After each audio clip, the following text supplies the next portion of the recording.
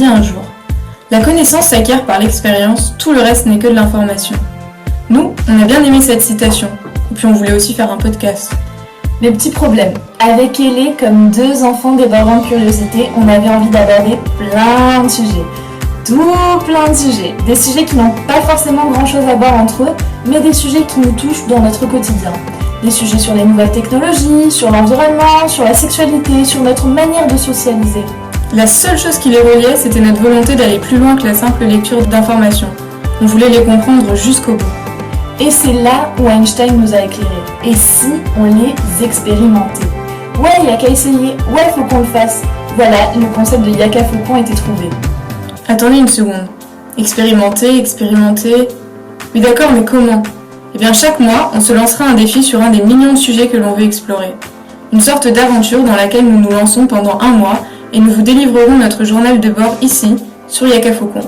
Et pour que cette quête soit totale, on vous présentera aussi un travail de fond avec des données, des micro-trottoirs et des interviews.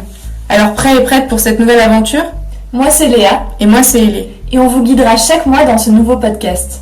Allez, petit spoil pour ce premier épisode. Septembre, ça rime généralement avec fin d'été et reprise des cours.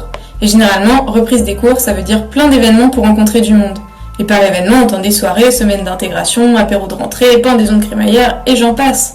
Et si vous rencontrez de nouvelles personnes dans ces endroits, vous ne manquerez pas d'y croiser aussi rosé, bière, vodka, rhum, qui deviendront sûrement de très bons amis aussi. En d'autres termes, autant d'endroits où socialisation et alcoolisation semblent aller de pair.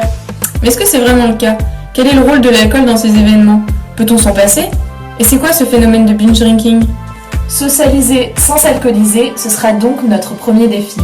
Nous ne consommerons pas d'alcool pendant tous ces événements festifs, afin de voir la réaction des gens face à ce refus, et puis pour vous raconter comment on s'est senti. Et parce qu'en un mois, on ne pourra apercevoir qu'une petite facette de la non-alcoolisation en soirée, on parlera avec des personnes qui ne boivent jamais. Allez, on se voit très vite, ou plutôt on s'écoute très vite.